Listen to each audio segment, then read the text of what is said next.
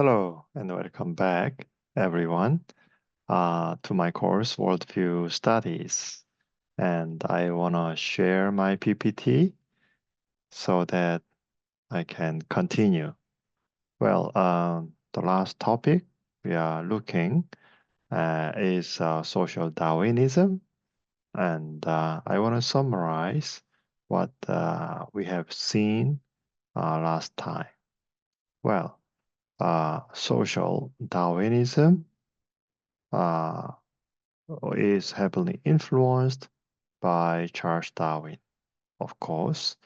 And social Darwinism is an attempt to apply Charles Darwin's evolution theory to society, you can say.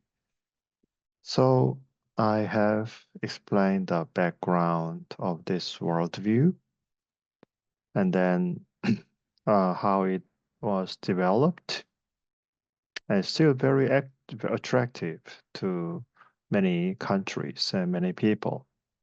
As you see there in this image, this worldview justified imperialism and colonialism even.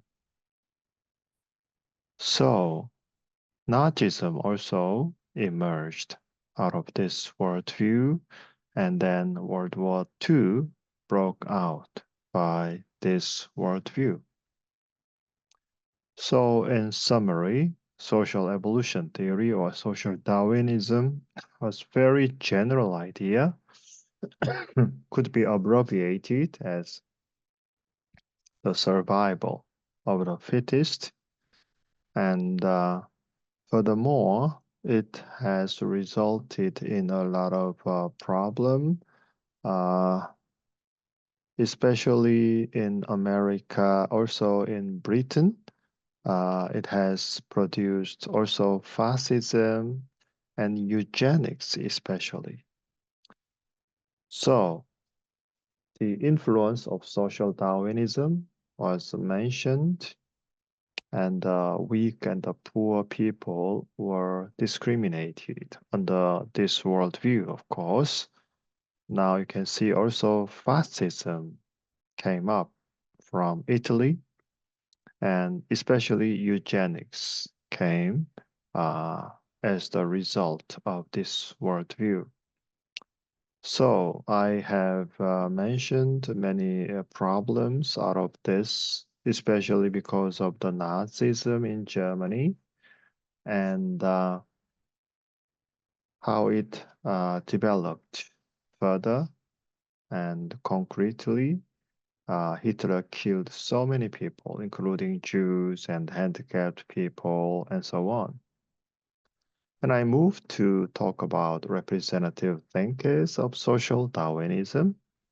And first, I mentioned Thomas Malthus' theory of population.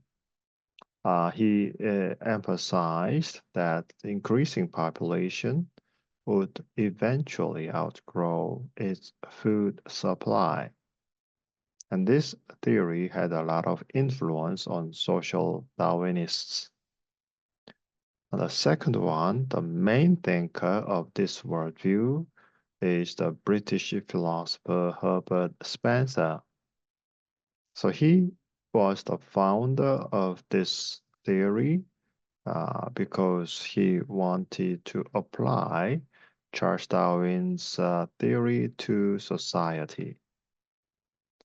So in his book, Principles of Biology, he first invented the phrase, the survival of the fittest. And then came Francis Galton, who first created the word eugenics.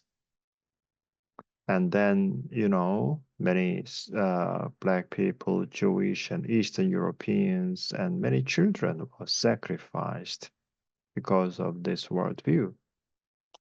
And in America, Henry Goddard practiced this eugenics, and he tried to make an intelligent test, you know, and yeah, he argued that the child of genius becomes a genius, and the child of fool becomes a fool.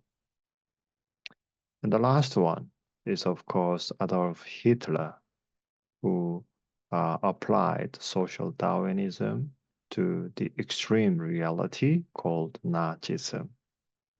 And therefore, we know the Holocaust, but not only the Jews, 6 million, but many other people also were sacrificed. And among the 6 million Jews, 1.1 million were children. Now, let me move on then to today's topic, the strong points and weak points of social Darwinism. First of all, social Darwinism advocated free market capitalism and colonialism, thereby contributing to a tremendous increase in productivity. When social Darwinism came up, the wind of industrial revolution was blowing in Europe. So, social Darwinists claimed to remove restriction on their industries. It would have helped develop the industry in its early stages.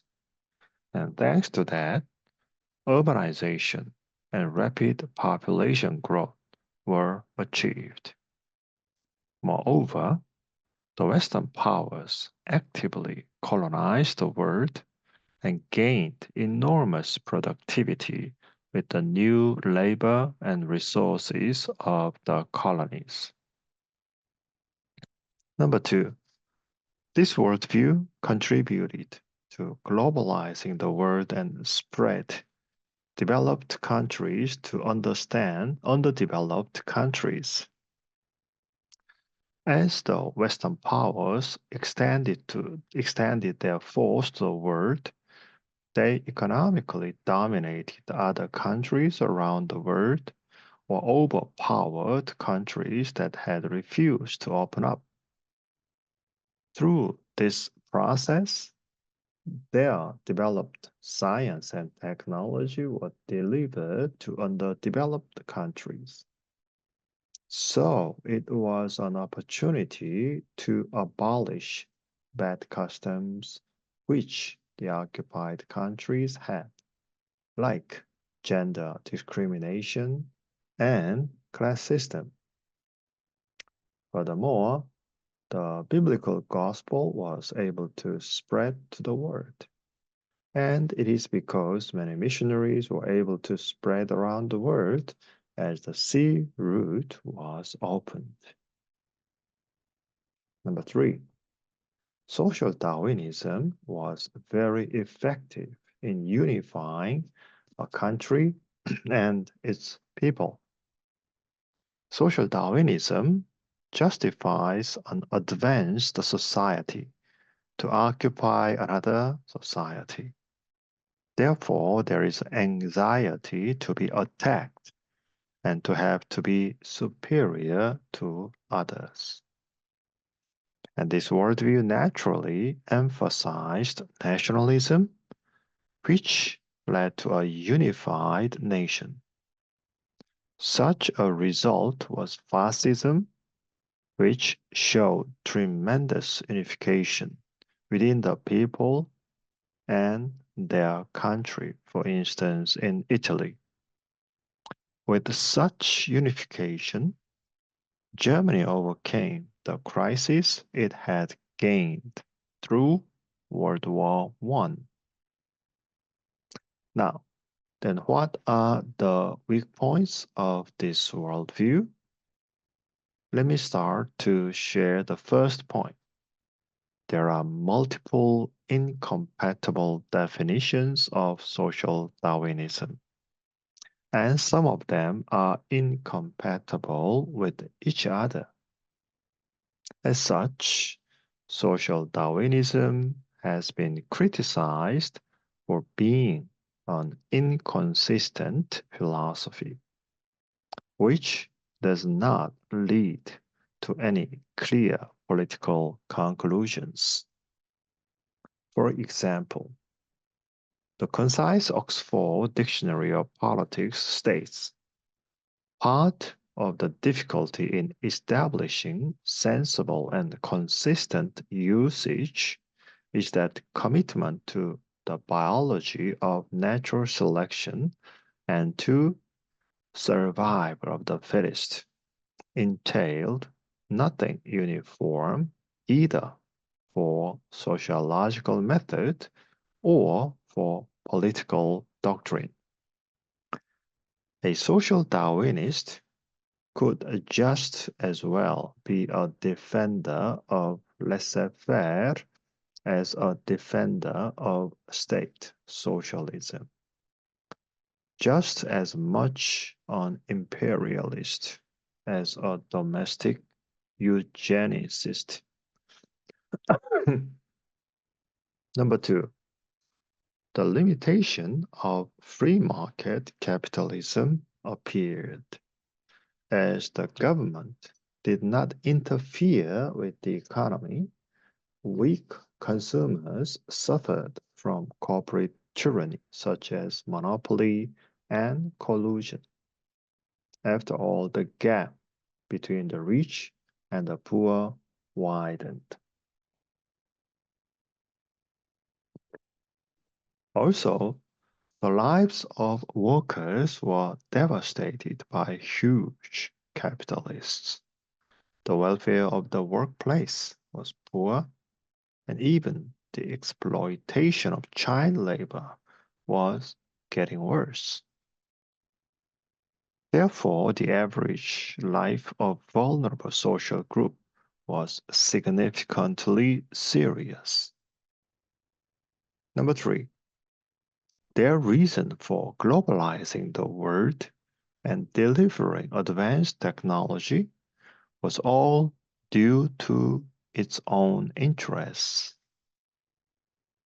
The policy of Western powers to forcibly open and control other countries was not due to the development of colonies and the well-being of the natives there. The reason to give advanced technology or invest in the occupied country was to increase their productivity. Therefore, they did not care about the culture of the country they invaded, which is causing many problems until now.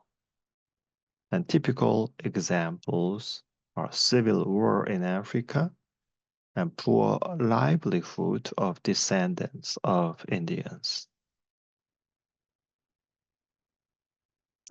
Number four, the more unified the people are, the more discriminative they are against other ethnic peoples.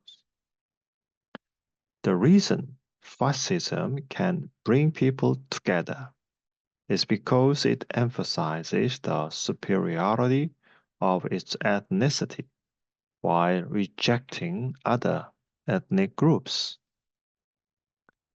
Among fascism, especially Nazism, had such a strong characteristic.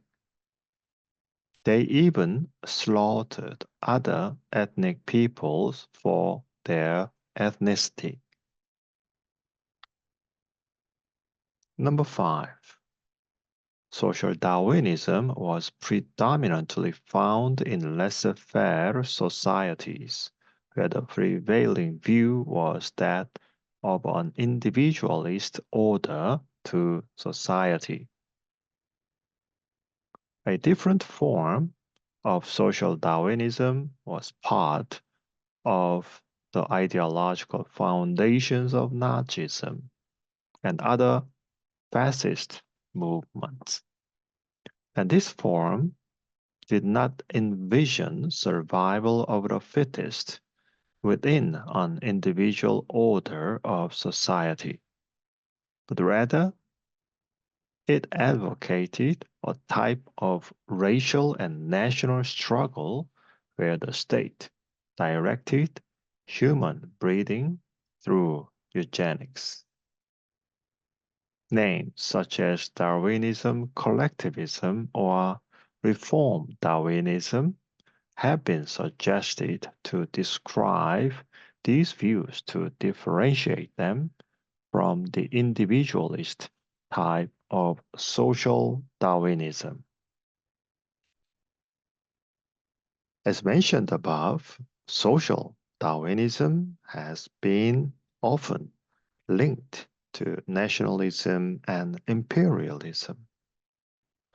During the age of new imperialism, the concepts of evolution justified the exploitation of lesser breeds without the law by superior races. Two elitists, strong nations were composed of white people who were successful at expanding their empire, and as such, these strong nations would survive in the struggle for dominance.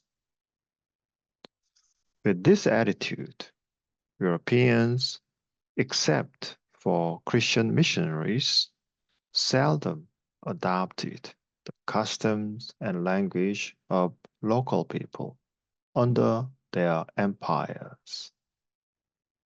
So, these are the strong and weak points of social Darwinism. And let me stop here, and I will talk about the alternatives to the weak points of this worldview next time. Thank you for your attention, and we will see you.